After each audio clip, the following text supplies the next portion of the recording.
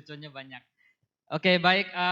Terima kasih sebelumnya saya ucapkan ke DPP PKB sudah mengundang di acara siang hari ini.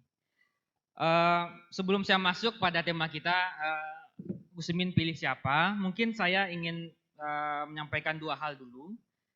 Yang pertama, mengapa dalam 6 sampai 1 tahun terakhir itu bentuk koalisinya atau terutama pasangan capres dan cawapresnya belum terlihat. Sebenarnya masalahnya di mana? Nah, jawabannya menurut saya dibandingkan capres, cawapres itu opsinya lebih banyak. Dan opsi-opsi cawapres itu relatif kekuatannya sama. Baik itu Gus Imin, Pak Sandi, Pak Erik, ya, Pak Andika dan segala macam, kekuatannya relatif sama. Sehingga itu menyulitkan bagi koalisi-koalisi yang ada untuk menentukan kira-kira siapa pilihannya. Nah, yang kedua menurut saya kenapa dia terkesan lama adalah dalam hal penentuan cawapres itu veto playernya banyak, ya. Beda misalnya dengan capres, veto playernya lebih sedikit. Misalnya dalam hal koalisinya PDI Perjuangan, veto playernya ada di Ibu Mega. Di koalisinya Pak Prabowo, veto playernya ada di Pak Prabowo sendiri. Dan di koalisinya Pak Anies, veto playernya juga beragam, tapi relatif ada tokoh yang kuat juga. Nah, sementara di cawapres, veto playernya banyak. Nah, sehingga veto player yang banyak itu tentu punya political interest, mungkin juga interest dari sisi bisnis yang juga banyak. Nah, itu yang membuat karena choicesnya banyak, veto playernya banyak, political interest dan dari kelompok usahanya banyak, itu membuat proses penentuan cawapres menjadi rumit. Nah, sekarang soal ini kan tadi Gus Jazilul sudah mengatakan bahwa ini sudah lama dan hampir setahun koalisi PKB Gerindra ini. Sebastian, Mas. Apa? Sebastian. 11 bulan 11, tanpa kepastian. 11 bulan sama kepastian. Nah, dan tadi Gus Jazil sama Mas Huda juga menjelaskan sangat berapi-api kenapa Pak Prabowo cocok dengan Caimin. Nah, tapi pertanyaannya kemudian kalau sudah cocok kenapa lama? Nah, karena saya di PKB boleh saya kasih ini dikit. Maksudnya gini, menurut saya pertama mungkin Pak Prabowo belum terlalu yakin sama Caimin. Belum yakin mungkin apakah suaranya bisa naik atau tidak. Apakah dia akan kompetitif dengan Pak Ganjar dan Pak Anies atau tidak. Yang kedua menurut saya mungkin juga soal bahwa Gerindra belum yakin juga bahwa PKB akan 100% bersama Gerindra. Jadi bisa jadi karena kan PKB juga bentuk komunikasi dengan PDI Perjuangan, ketemu Puan, direncanakan akan bertemu Bu Mega, sehingga itu mungkin dari sisi Gerindranya membuat jangan-jangan PKB bermain dua kaki. Nah, jadi menurut saya kalau PKB bisa meyakinkan Pak Prabowo bahwa potensi elektoralnya ada dan potensi bahwa PKB hakul yakin bersama Gerindra, mungkin koalisinya akan lebih cepat diumumkan. Sebelum 1 tahun ya Mas ya. Oke, nah kemudian saya ingin sampaikan juga beberapa hal. Ya kan pilihannya kalau kita ikuti diskusi dari awal tadi kan pilihannya itu hanya ada di Pak Prabowo dan Pak Ganjar. Pak Anies kayaknya tadi nggak ada yang nyebut ya. Oke. Saya kira ada beberapa aspek ya. Jadi kalau Pak Jai tadi lebih menjelaskan opsi apa yang terbaik bagi Caimin, saya mungkin akan menjelaskan aspek-aspek atau parameter apa yang bisa digunakan untuk memilih di antara Pak Prabowo atau Pak Ganjar. Yang pertama soal stabilitas internal ya. Kalau stabilitas internal saya kira nggak ada isu. Apakah ke Pak Ganjar atau apakah ke Pak Prabowo, relatif di sisi internalnya sama. Nggak akan menimbulkan gejolak yang berarti juga. Nah, beda misalnya dengan beberapa partai yang pilihan pada capresnya itu akan menimbulkan gejolak internal. Di PKB relatif apakah ke Pak Prabowo atau ke Pak Ganjar, dari sisi elitnya relatif solid, siapa saja bisa. Dari sisi pemilihnya saya kira juga begitu. Dugaan saya sekarang imbang saja antara Pak Ganjar dengan Pak Prabowo. Jadi itu tidak akan menciptakan konflik internal atau menciptakan instabilitas internal juga.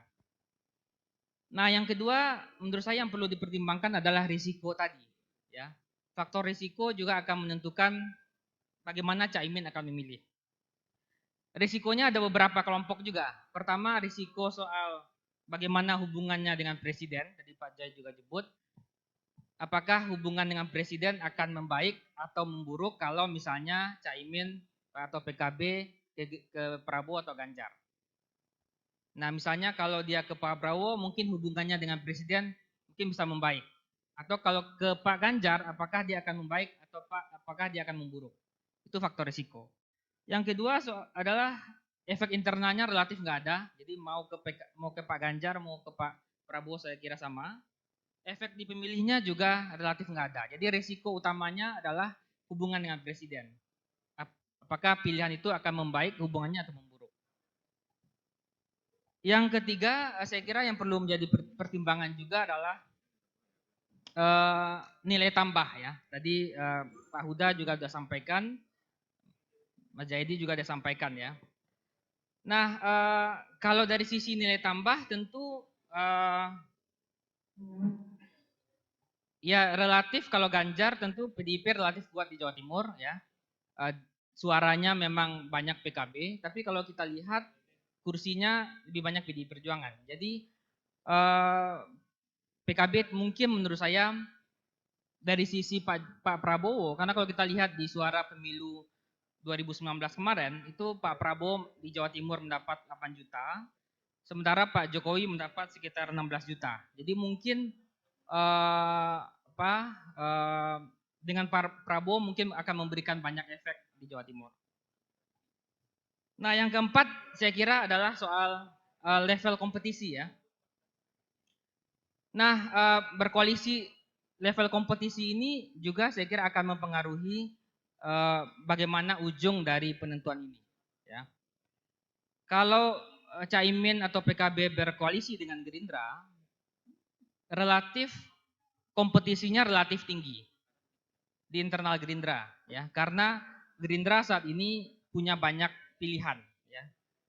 Ada dengan Pak Erlangga dengan Golkar, ada dengan Pak Erik, ada juga Pak Erlangga dan Pak Erik dan tentu Pak Caimin ya. Jadi koalisi dengan Gerindra dari sisi level kompetisinya lebih tinggi karena pilihan Gerindranya banyak. Sementara dari sisi PDI Perjuangan berkoalisi dengan PDI Perjuangan itu situasinya agak beda. Kalau di Gerindra level kompetisinya tinggi karena namanya banyak pilihannya, tetapi di PDIP cukup sulit juga karena Bu Meganya terlalu dominan. Ya, veto playernya Bu Mega dan Bu Mega sangat dominan dalam hal menentukan pasangan capres dan cawapres.